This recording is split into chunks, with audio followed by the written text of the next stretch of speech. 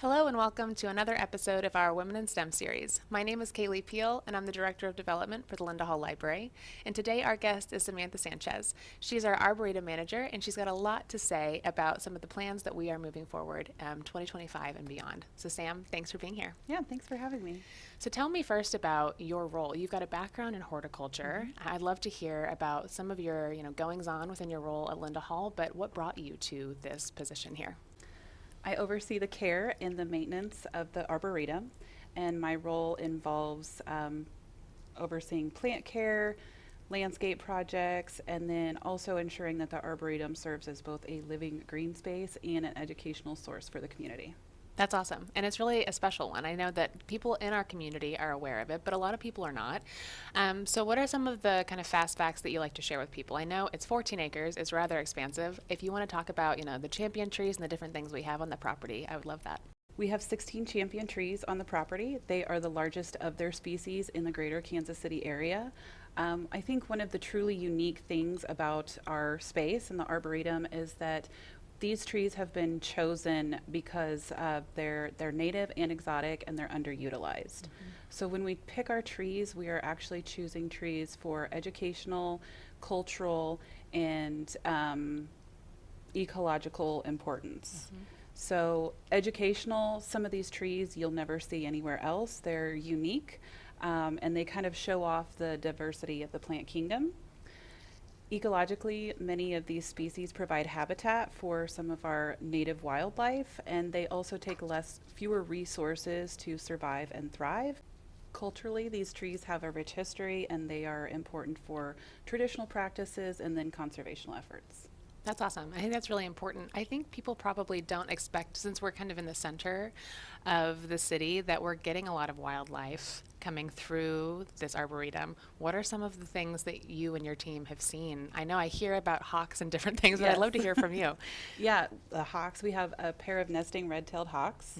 We have several different kinds of owls. We have a barn owl, or not a barn owl.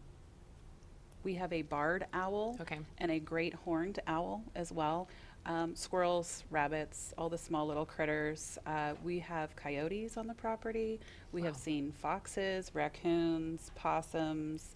I personally have not seen a deer on the property, but I have seen deer fur in the fence as they've hopped over the fence. Really? So they have been here. That's amazing. It's nice. We've got our own little ecosystem. I love that.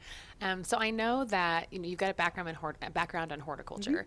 Tell me what that really means for people who don't know, and what inspired you to pursue that lane whenever you were younger. Okay.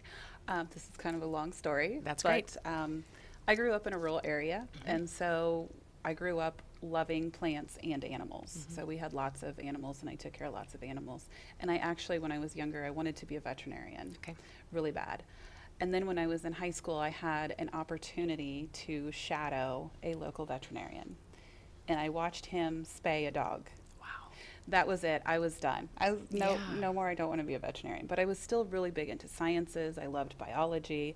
And so when I went to college, I decided on a zoology major. I didn't know what I was going to do with it, but I still loved animals. I took my general education requirement basic zoology class, and I hated every second of it. So at the time, I was working at a nursery, and I was like, I like plants. So I switched my major over to horticulture. And then after I graduated college, I started in residential landscaping. I moved on from there to commercial landscaping. And then I came here to the Linda Hall Library. And then most recently, I have my ISA arborist certification, so I can bring more expertise to my job here. Congratulations on your recent certification. I know that's huge, and we're very proud of you here. I think it's fascinating, and I'm glad you share kind of the trajectory in that whole journey, because a lot of the women that we talk to in this series and a lot of the people who listen into this series, it's important to know that you can change your mind. And that shadowing and mentoring and getting exposure to the roles that you think you might want to do before you jump into that job is really important, because you might pivot and you might find that you're more passionate about another realm within that subset, and it sounds like you've definitely found where you need to be. So I'm glad that you were able to do that. And I know that you've been here for a number of years, and you're the third person, I believe, to be kind of the head of our grounds team and the head of our Arboretum. Would you kind of share some of the history of past leadership and where they wanted to go as far as kind of the legacy of the Arboretum, and then what you're excited about and what we're going to be looking at in the near future? Yeah, so for the last 75 years, we've been an urban arboretum, and kind of from the beginning, when the library was founded, Herbert and Linda Hall wanted to have a beautiful green space surrounding the property. In their will, it actually says, "The surrounding trees and grass shall add beauty and dignity." That's a direct quote from the will. So the Board of Trustees made a decision early on that we would just become an arboretum. As you said, there's been 3 people who lead the grounds team in the past 75 years. Wow. So we have quite a tenure of previous groundskeepers. You like your job, it seems Yes, like. yes, we like our job. And it's a beautiful property to work on. So, and then just as far as the direction, just maintaining a beautiful space. And more recently, we are wanting to elevate the Arboretum and, use it for more educational purposes.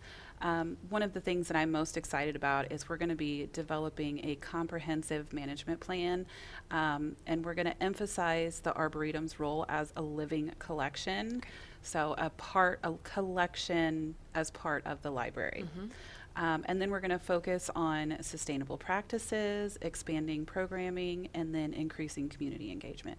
That's all really exciting and really important, I think, for the community. As you're right, the library is becoming more visible. We're building more partnerships, bringing more families and students and lifelong learners to the Arboretum to learn from you. I think will be really special. Yeah.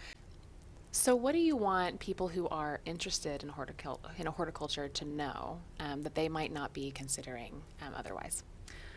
I want them to know that their passion, they can lead to meaningful and fulfilling careers, that horticulture or conservation offers opportunities to really make a difference, whether that's through urban landscaping, protecting ecological environments, or just educating others. And then to make sure that they get hands-on experience. So to do internships, volunteer, have their own projects that they're working on, and just to spend time with plants. That's how you're going to thrive and grow. Yeah, I totally agree with that. Something that we talk about a lot on this series with different guests is kind of the future state of women in STEM, but also just women within our ecosystem. What are some things that you're excited about? It can be from the horticulture specific perspective or the Arboretum and the work we're doing here. What's something you're excited about when it comes to the future of STEM and the future of women in this kind of space? As the first female head of grounds here on the property, I am excited to see more women in horticulture and more women in science fields. I'm excited about that too, and I'm excited that you're here. So thank you so much for the time, Sam. Thank you.